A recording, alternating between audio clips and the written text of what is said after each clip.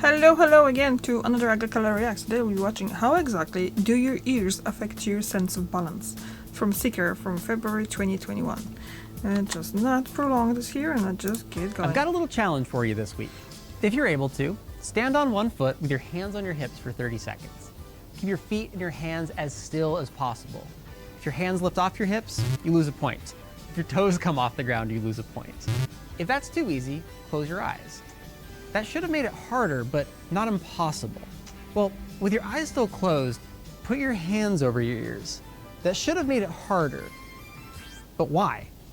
Yes, you changed your balance point to be more top-heavy, but you also changed one of your primary ways of establishing balance, your ears. While balancing on one foot makes for a fun little challenge, this phenomenon also explains the sensation of vertigo. So in this video, we'll go over the delicate anatomy that gives us our sense of balance. To understand how our ears influence balance, we'll need some background anatomy. Anatomists typically divide the ear into three main sections: the outer, middle, and inner ear. The outer ear includes everything you see on the surface plus the ear canal, mostly elastic cartilage wrapped in skin that's rich with sebaceous oil glands and earwax glands. At this point, the purpose of the ear is just to collect sound waves, kind of like how a satellite dish is concave to collect radio waves.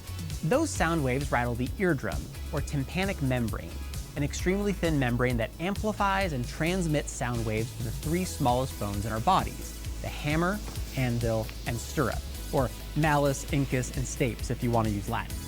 Then those vibrations wiggle the cochlea in the inner ear, which transforms vibrations into nervous impulses that travel to the brain and get interpreted as your favorite TikTok song.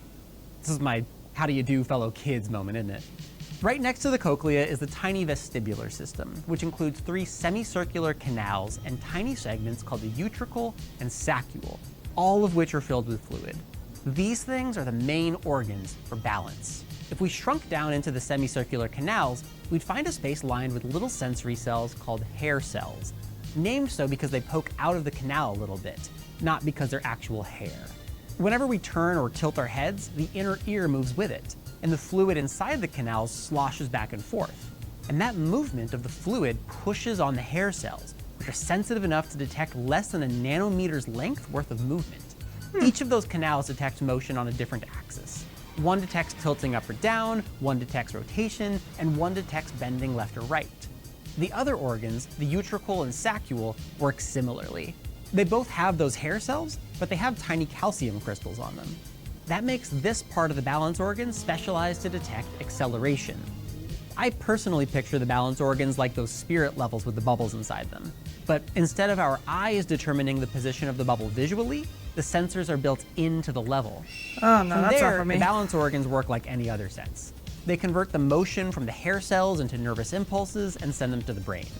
There, they combine with information like what your eyes are focusing on, or the position of your foot, or the stretch of the tendons.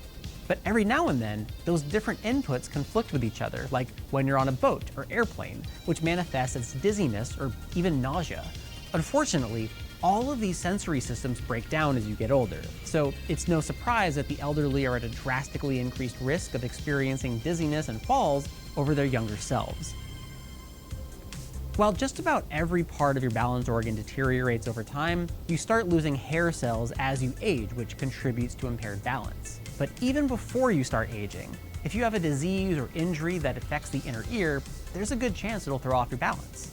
The most common cause of vertigo in adults is called benign paroxysmal positional vertigo, or BPPV, and it happens when some of the crystals in the inner ear become dislodged from where they usually are. Or there's Meniere's disease, which is an inner ear disorder that might be caused by abnormal buildup of fluid in the balance organs. Scientists aren't totally sure why it happens. This causes vertigo and ringing in the ears, although typically just one ear. So it's a bit of a trade-off. We have this intricate, three-dimensional system for detecting our position in space, but it's delicate. I wish I could give you hope, or tell you the one secret doctors don't want you to know, but it's a fact of life. You get old, systems break down, then you die. Well, thanks for watching Human. Speaking of things coming to an end, this episode marks the end of Season 2 of Human.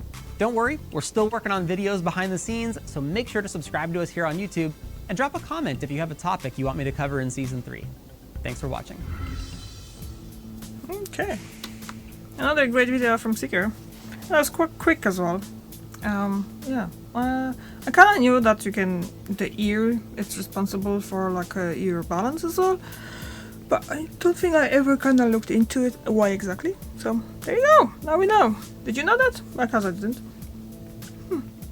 Thank you very much for watching, and see you tomorrow. Bye.